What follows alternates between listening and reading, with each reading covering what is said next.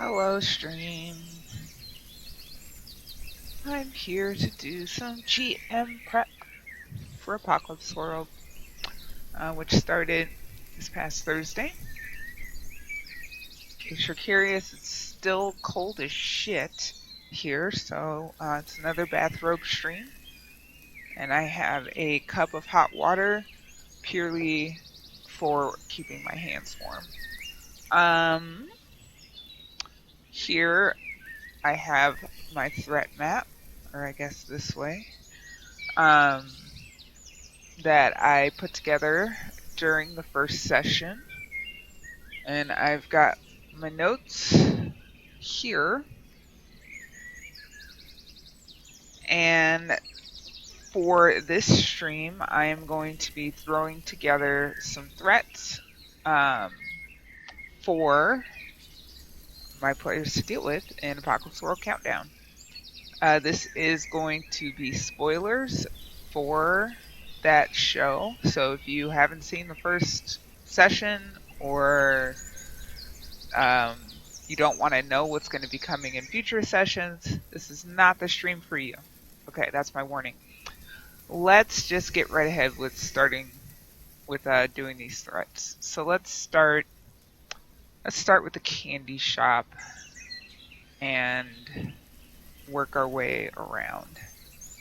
So I've got a bunch of threat cards here.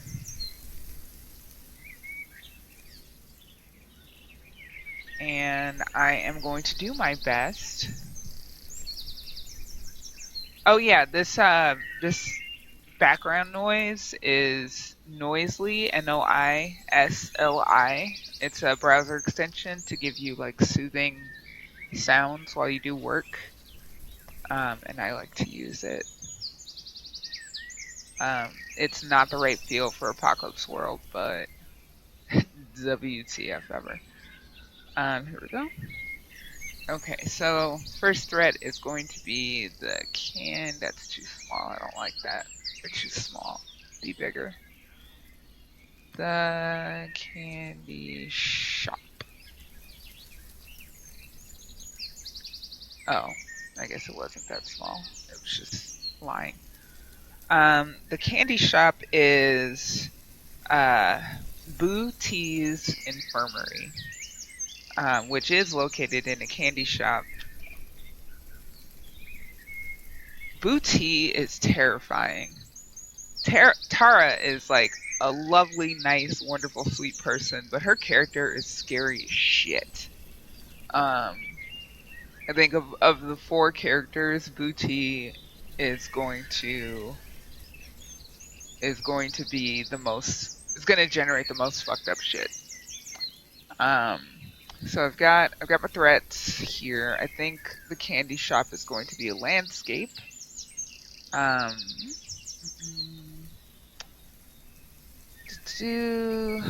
on. Let's see. Afflictions, brutes, landscapes. So I need to decide if it's a prison, a breeding pit, a furnace, a mirage, a maze, or a fortress.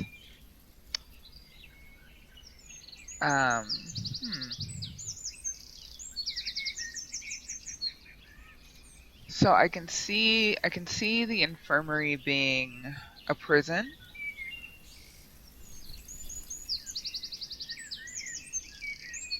I could see it. It could be a oh no, maybe it's a furnace. Maybe the candy shop is a furnace, which the impulse is to consume things.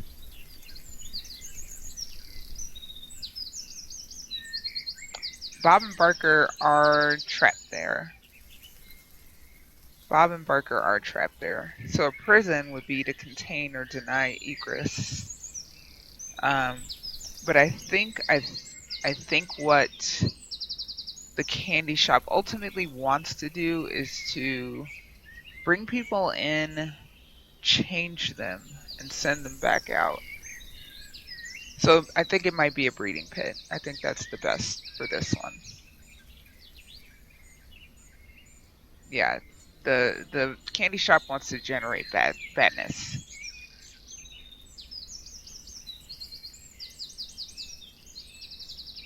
I think what Booty is going to do there is, oops, there's a whole thing for that. I think what Booty is going to do there is bring people in, change them, and send them back out. Change them in ways that aren't good.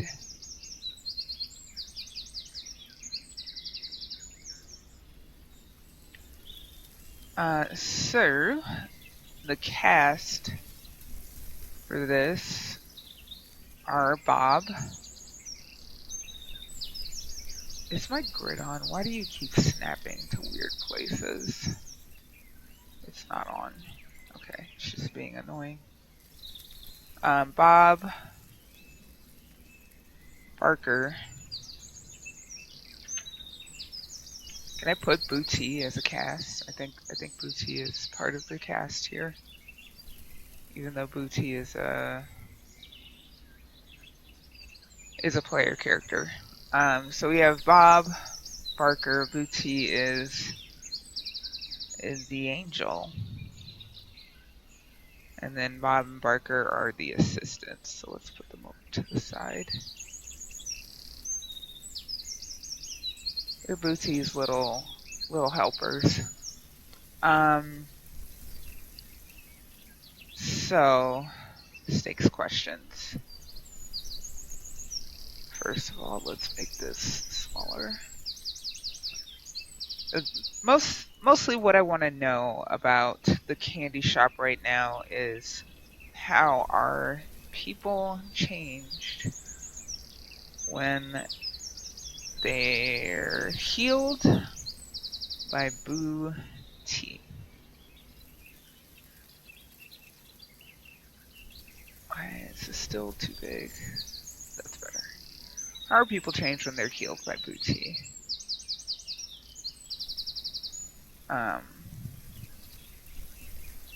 And I also want to know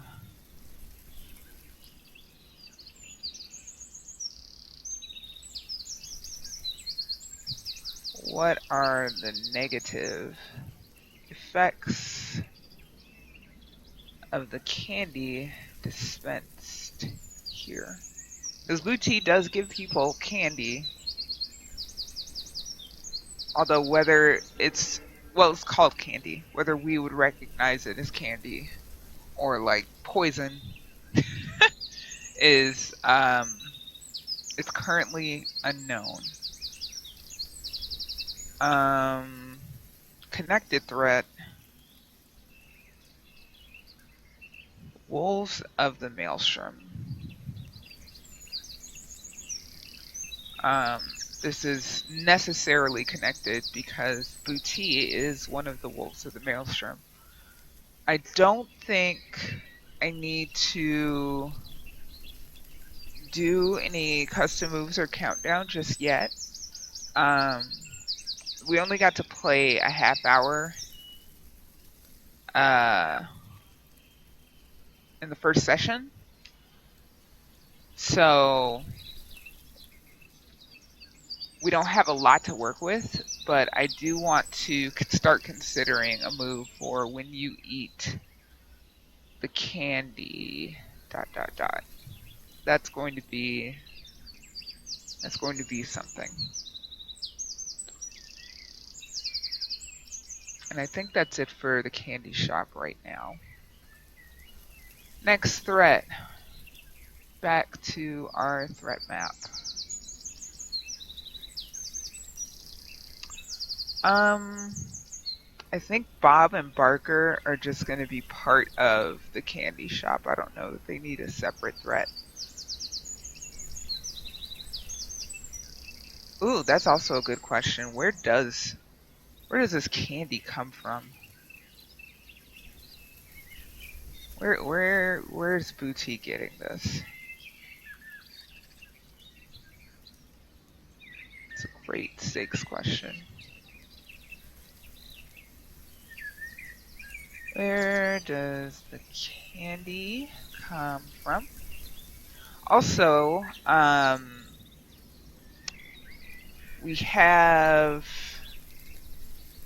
We're not going to have Beans at the next session because she has some family things that she needs to do. But I think Bullseye, whose arm was broken at the end of last session, is going to go to Bootie's shop. And we don't know. They're going to be off screen for a session, Bootie and Bullseye. And how is Bullseye different when he returns from the shop? So Bullseye is going to be off screen with Booty for a session. And when Bullseye comes back, I think Bullseye might be a bit different. I think it could be the case that Bullseye is now also a wolf of the maelstrom. That could be a thing that is happening there. And it's open to question whether Bob and Barker are already wolves of the maelstrom.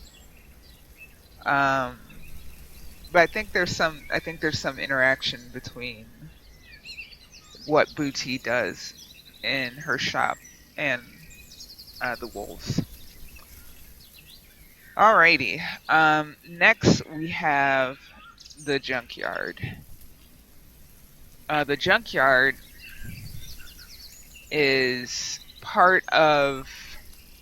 It's a tag that, or I guess I don't know what to call it, for lack of a word, a tag that Grandma Gucci took for her workshop. But it's definitely also a threat. So I think this is going to be another landscape.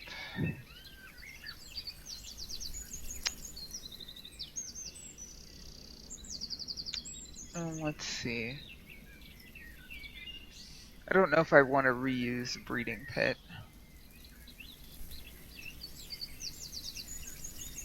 For this one. And I have some ideas for things in the city being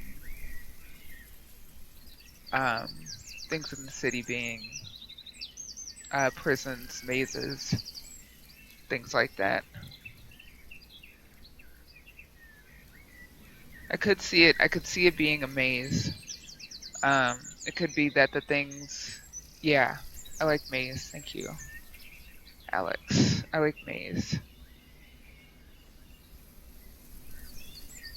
I think the things in the junkyard are very precariously stacked and are prone to fall over, collapse, and just in general fuck you up. Trap to frustrate passage. Yep. We don't have a cast for this just yet. Oops. Well, that'll do. But for a description, junkyard. Wow, typing junk.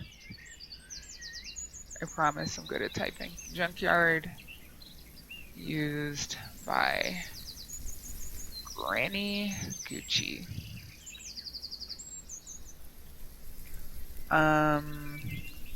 Stakes questions.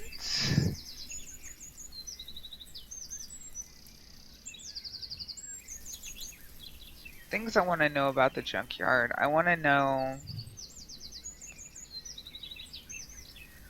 who is going to get trapped in the junkyard.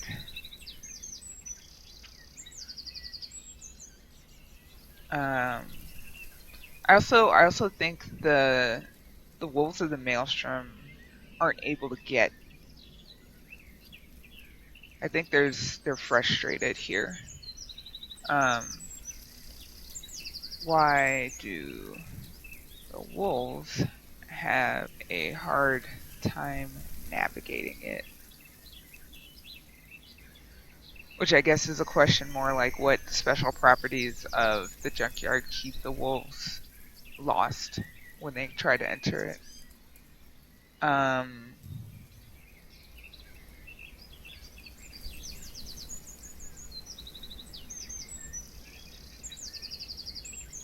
What else? That is a good question. What else lives in the junkyard besides Oler?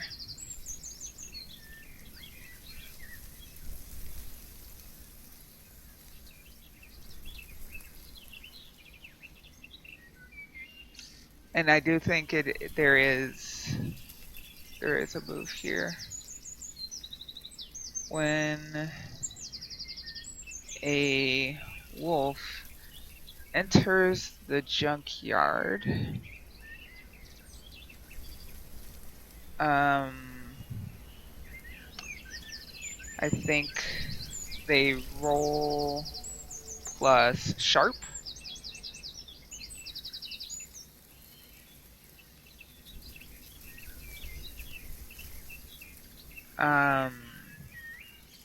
Let's put this, actually let's make this smaller. It's enormous. So when a wolf enters the graveyard, roll plus sharp.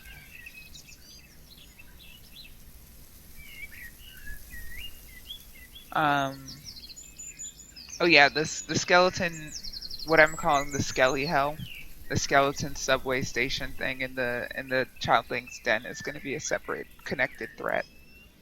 But when a wolf enters the junkyard, roll plus sharp. On a 10 plus, on a 7 to 9, on a miss. And I can figure out what that looks like a bit more later. But definitely the junkyard does not like wolves. Next threat, I don't even have to look for because I already know it is the Skelly Hell.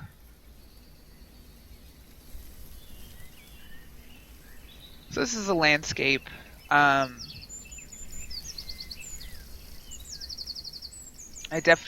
feel like the Skelly Hell is a furnace. I think it wants to consume.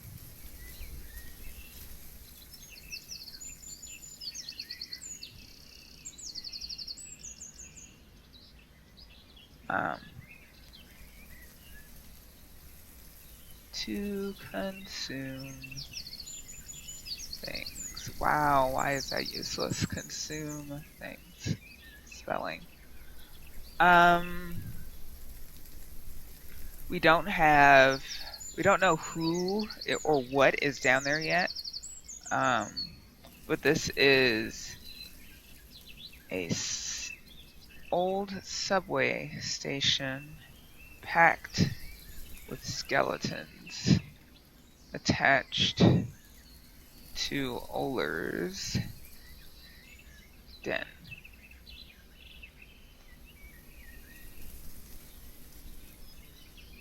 Fought be enormous. Okay.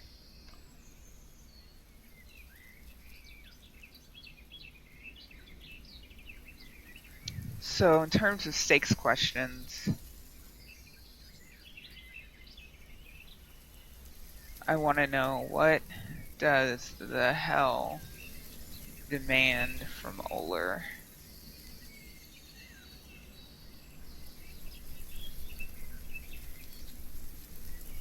That's also a good question.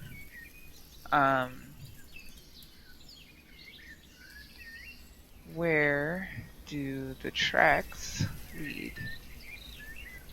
Yeah, I think if Oler ever opens their brain in the den, they're gonna get some demands from the Skelly Hell. But I don't know what. Well, I would like to know, but I don't know what yet. I'm not sure how soon this threat is going to come into play. I'm not sure the second session. I think we'll be dealing with the Fast and the Furious primarily. And then the third session, Bullseye is going to come back. So we're going to be focused on the cult for a while, I think. but this is something that's going to be in the background. Okay, back to the threat map. What else? What else? So we've got the junkyard and the Skelly Hell. We've got the candy shop. The Fast and the Furious. Fast and the Furious, the Centrals, and the Wolves of the Maelstrom. Maelstrom. Maelstrom and Maelstrom are different things. Maelstrom, I don't think is a word. Maelstrom. Sorry. So let's start with the Fast and the Furious.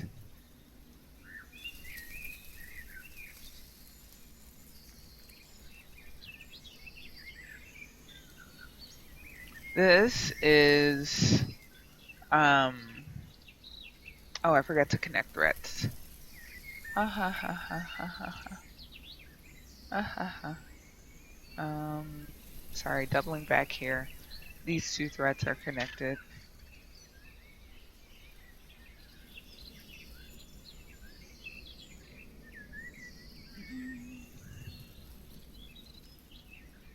Oh, hey, I have another threat card over here. I didn't even scroll all the way over, so let's just use up that space since it exists. The Fast and the Furious. Fast and the Furious are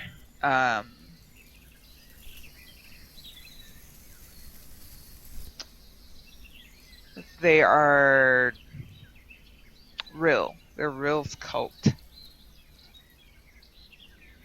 And I think it is tempting to make them a cult as their type of brute, because they are brutes. But I think they might be Sybarites with the impulse to consume resources. Because all they do is take drugs and break shit. So they sound like Sybarites.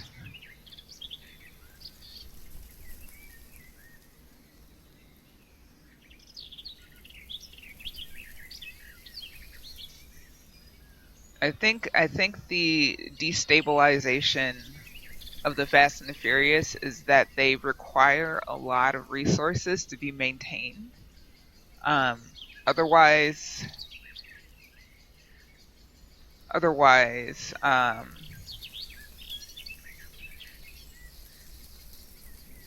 they'll burn up, break, eat, drink, everything.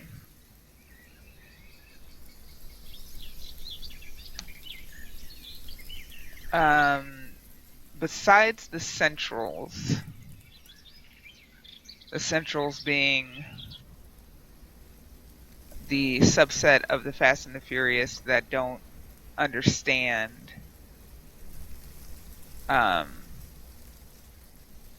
to live fast and die young.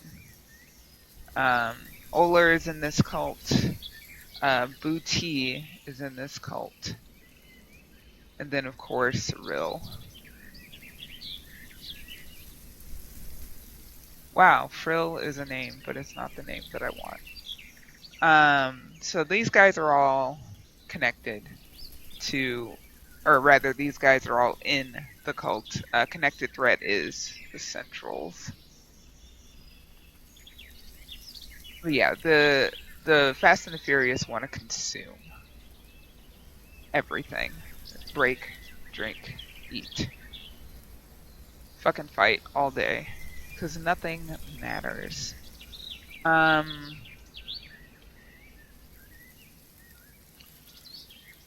will Rill keep the cult from burning down the subdivision?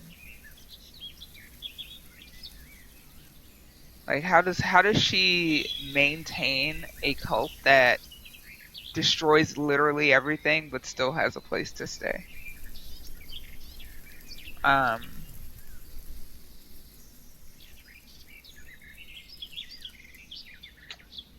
There is a leadership question.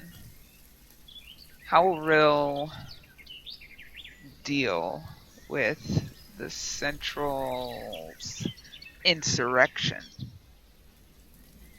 Because I think the Centrals are going to start a competing philosophy about how no, life really does matter. And I think they might have a philosophy that we would regard as an audience, we would regard as positive.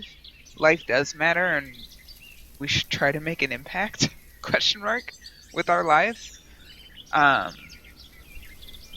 they might lead, if they gain control of the cult eventually, they might lead things back towards the televisions.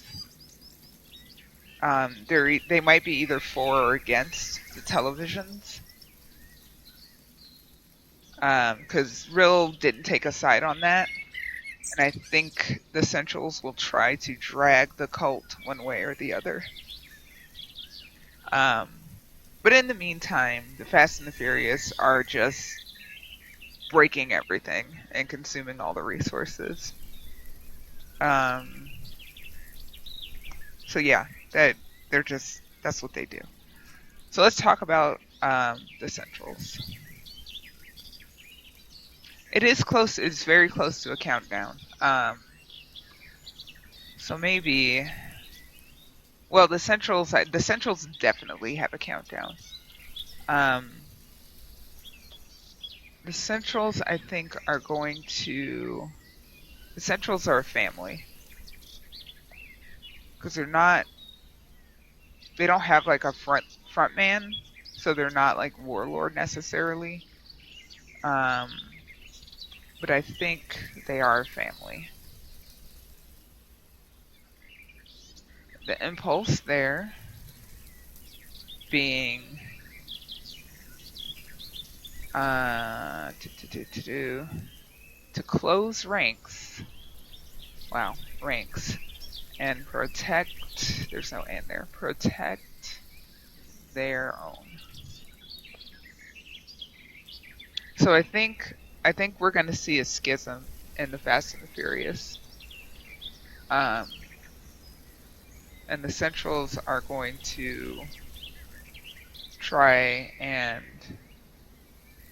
either break off or overtake the cult.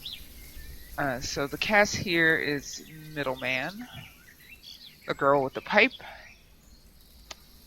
Center, who is very, and we could give them some description here since loud, brash, insecure. Center is large, quiet, formidable. I could be spelling all of these things terribly. And then we've got Bullseye.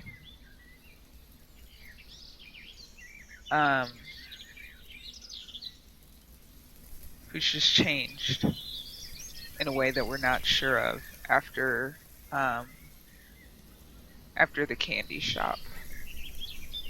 So I think connected threads here are the Fast and the Furious, of course.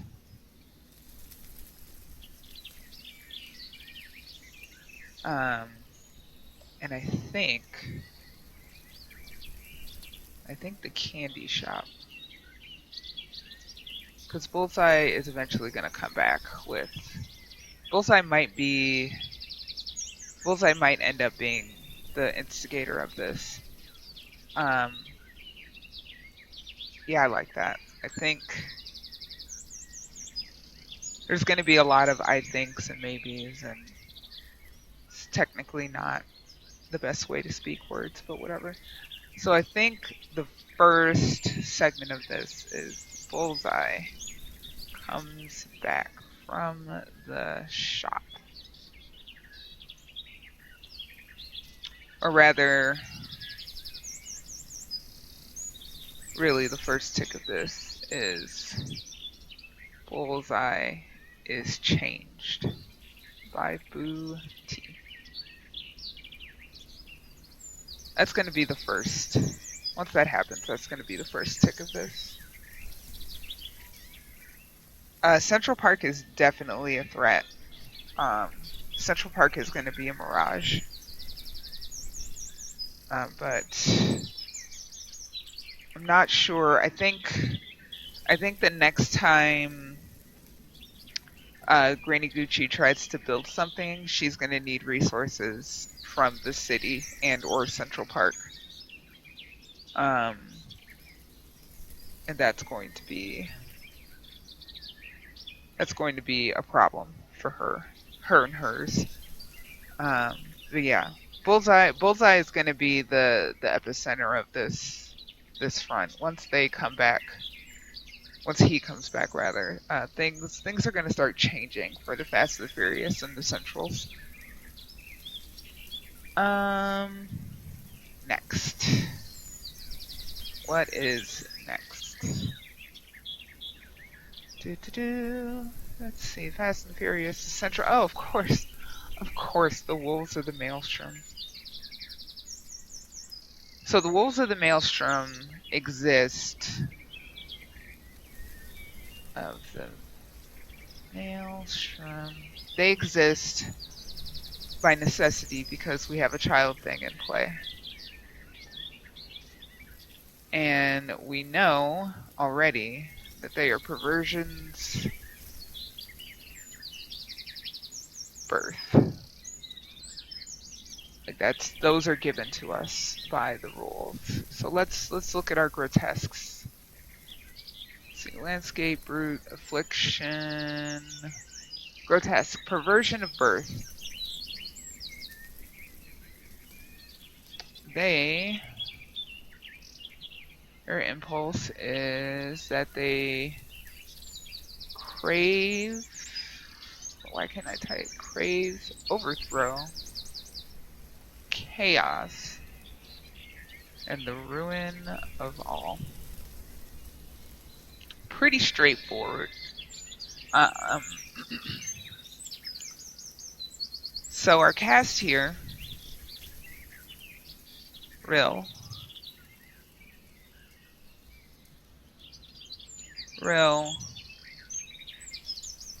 who doesn't know what she is.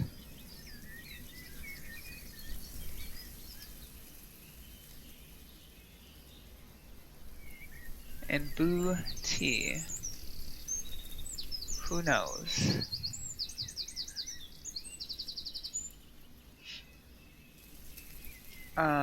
Connected threats. The candy shop. For sure.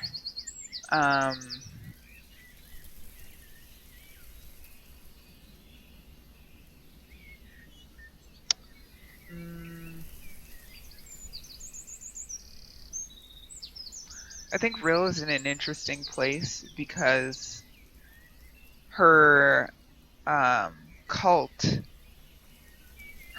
is very destructive, but she seems to keep a lid on most of it. But I do wonder.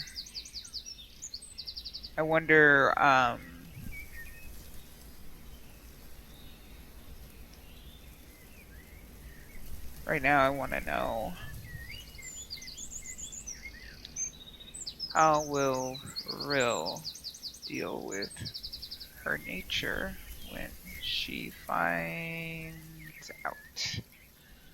Because right now Rill is a force of order in her cult, but how long is that going to stay? How long is that going to stay true?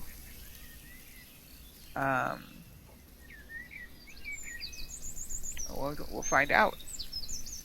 And I also want to know, why are they hunting Oler?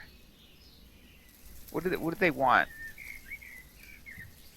What do they want with Oler? I feel like Oler is a mistake, and the Maelstrom is seeking to correct it by killing them. But I think Oler is a mistake. But given that we have two-player characters that are Wolves of the Maelstrom, I want to leave some space for them to kind of define what the goals are there. Alright, we're nearly there. We only have a few more threats to go. So one thing, the city in Central Park we should talk about first. Do. Aren't these birds just like so soothing? So soothing. So let's talk about the city.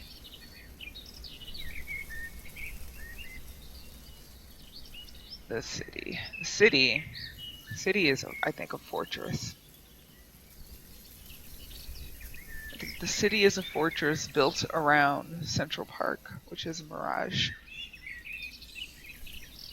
But the city does not want people in it. Let's see, brutes, landscapes.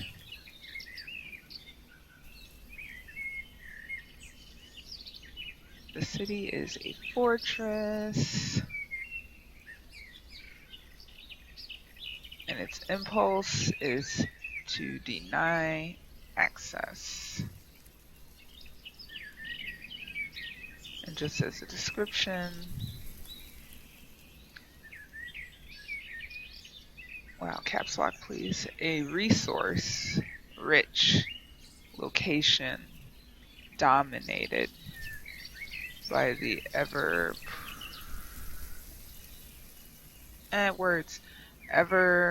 present flare of cable news.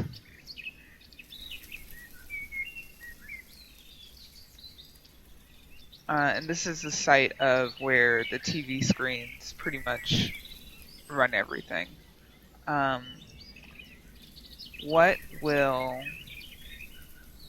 the player, well, let's say PCs need to get from the city?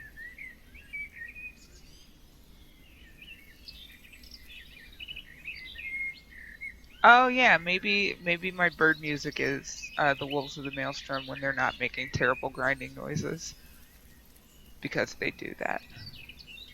What will the PCs need to get from the city?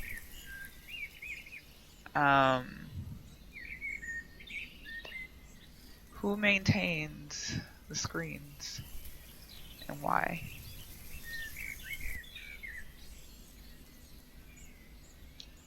So those are my big questions, and I think there's a custom move here.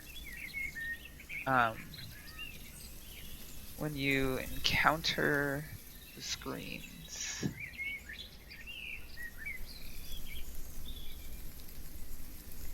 and there's something about acting under fire.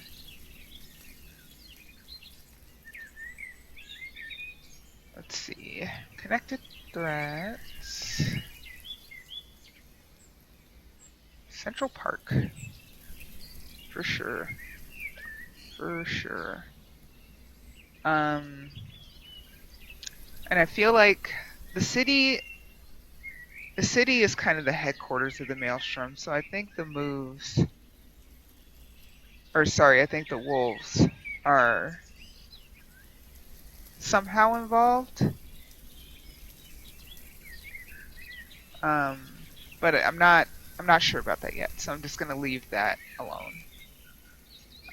Let's make more threat cards, because I still have one more that I want to do. Line up or I kill you. That's fair.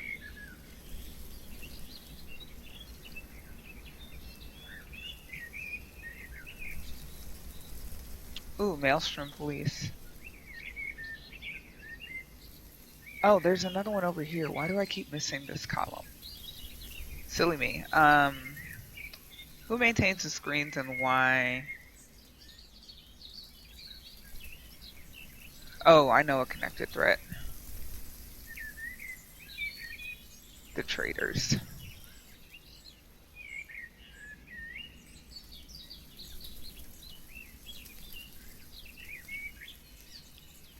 How do the traders get in and out? Because I do want to introduce a source of resources, but a complicated one. Because if you notice during character creation, I asked the players, like, where do you get your medicine? Where do you get, things to build with? Where do you get the candy? Where does food and water come from? Because the Fast and the Furious sure aren't getting any of that shit.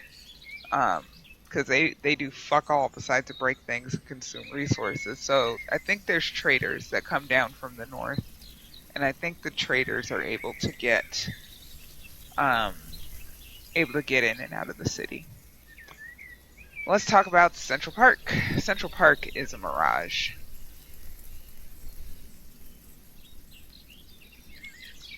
Central Park is a mirage.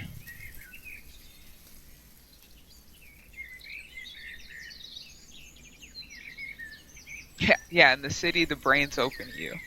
It's definitely... You gotta be careful about doing anything plus weird in the city, for sure. Mirage wants to entice and betray people.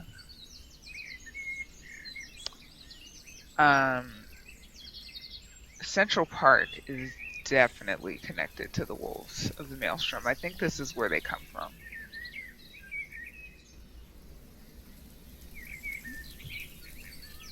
I think this is where they come from.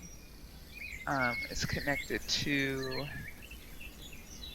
the city, which begs the question: are the traders wolves? Are some of them wolves? Is one of them a wolf? Drawing connections. A beautiful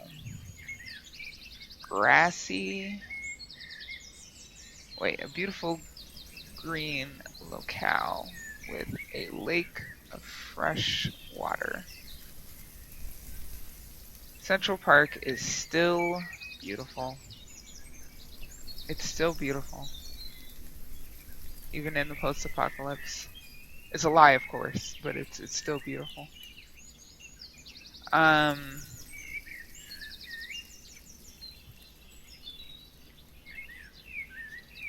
How does the park sustain itself?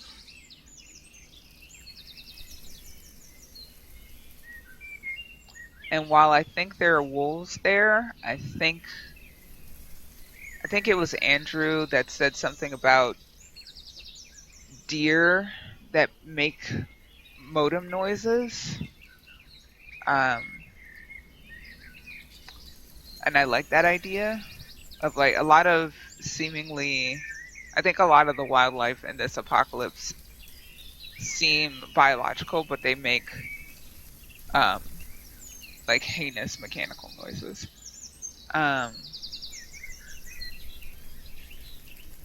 Maybe not so much wide as the den mother. Oh, deer of the maelstrom, for real. For real. The den mother is definitely there. I'm not so much interested in why. What I do want to know is how did Oler get free of the park? I think it might be the case that Oler was... I think Oler was one of these like wildlife things in the park. Got free and changed somehow. I think that I'm gonna tentatively put that there. But we'll see. We'll see what happens in play. And yes, Central Park has natural predators. It's not a safe place to be. It's why real strands, members of her cult that have been exiled, they get stranded in Central Park.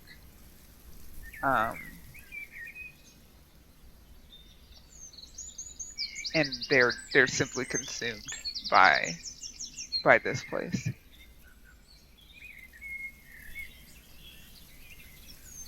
Yeah, I think Central Park is it's definitely it's a mirage in a very classic sense, whereas wherein it looks beautiful and it looks like a place that you'd want to be, given everything else is like blasted out and fucked up. But you don't actually want to be there. You don't actually want to be there. It's not a good spot. It's not a good look. And then we've got the traders. Oops. The traders have not been seen at all. Um, but I think the traders might be Warlord. I think there is a trader that runs that group.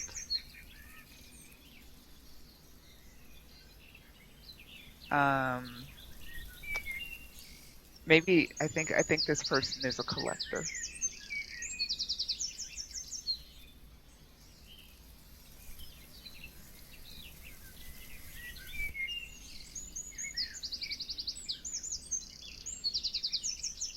Yeah, Central Park is it's very beautiful, but like that should let you know that it's a trap. Like it's so nice that it's too good to be true. It's too good to be true.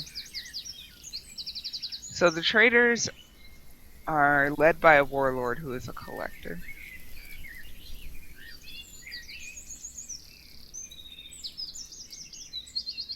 We don't know much about them because they haven't been on screen yet. But I think this is going to be a threat that is introduced to if I need to destabilize things. Um, what do the traders want to buy in the subdivision? Like, what do they want? I almost put subdivision. Subdivision. What do they want? Um,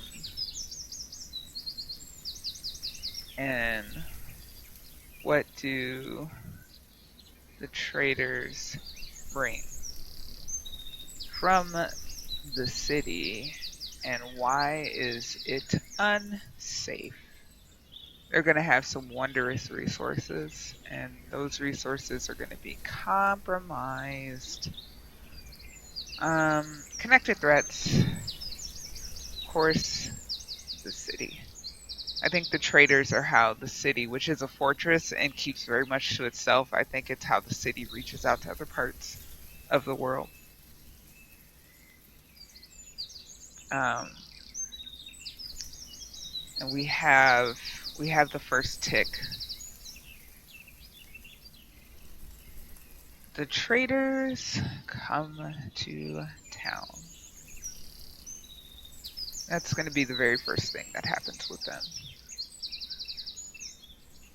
All right, so those are threats. Um,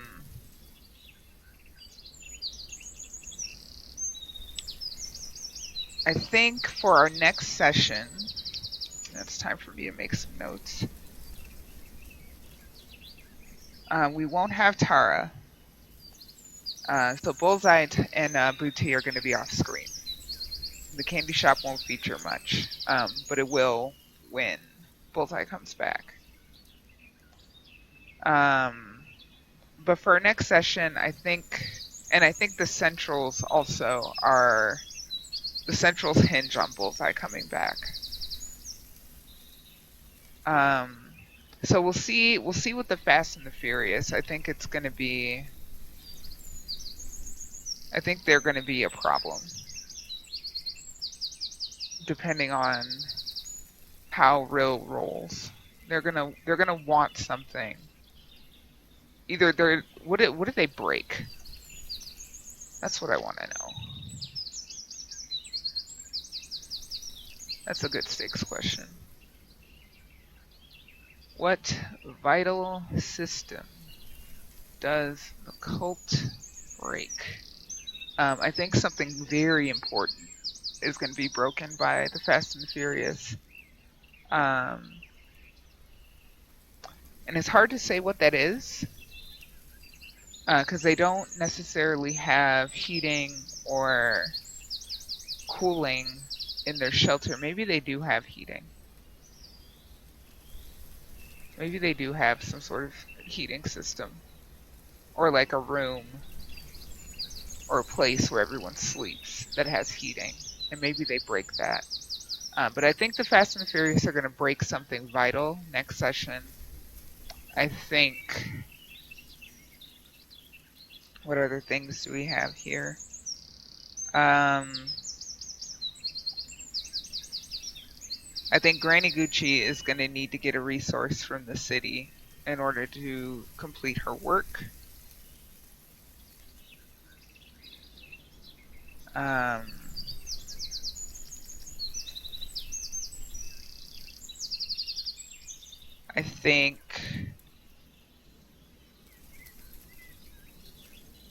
think maybe somebody important might wander into the junkyard and get trapped. These are all things that I can use to move things along if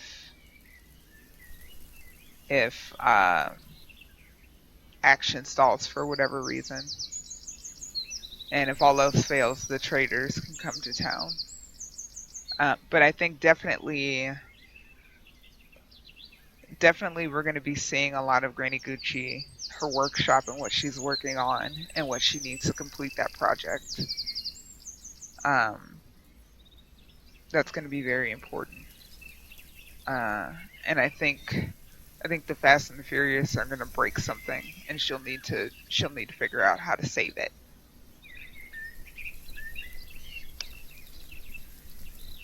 And if Oler opens their brain in the den at all, they're going to get a demand from the skeletons in the subway. Yeah, time to deal with things that aren't inside is a scarcity in this setting. Time to work / be productive, except the Fast and the Furious are never fucking productive, they're just destructive. So that's rough. That's rough. But yeah, so this is why I love Apocalypse World, because I think I'm all set. They gave me a half hour of playtime, and I've got my threats done, and I don't have a lot to go on, so there's really not much more for me to do. So we will be back, Sans Tara, next week, Thursday, 6 p.m. Pacific, over on twitch.tv/Misscliks. That's Misscliks. And if you want to see our world and character generation and that first half hour of play, that's all up on Misscliks. It's on the Misscliks YouTube channel. And I will be putting this up on my own channel. I think I'll have a playlist on my own channel, and you can get the YouTube link below. And I'll cut this and put it up later on today for people that want to watch GM sessions. If you want to watch somebody that doesn't know what they're doing, do it, and contrast that with Adam, who is an expert. Oh well. Yeah, world and character creation is play in Apocalypse World. That's what you do in the first episode. But yeah, so we generated our post-apocalypse, and moving forward, we're gonna see how the players manage to make it worse, because they always do.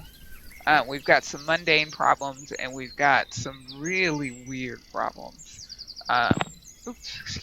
Having a child thing pulls the whole narrative in a very bizarre direction, and I'm excited to see where it goes. But that'll be it for me. Thank you for stopping by. And I will be back on this channel Monday at 7 p.m. Pacific to play Blades in the Dark. I will be on Misscliks Wednesday at 6 p.m. Pacific to play D&D Prophecy. And I'll be on Misscliks Thursday at 6 p.m. to do our second session of Apocalypse World Countdown. Thank you guys so much for stopping by. Enjoy the rest of your weekend. I hope you're warmer than me. I'm going to drink a lot of hot chocolate and cozy up with a blanket. And if it's appropriate for you to do the same, you should. Bye bye.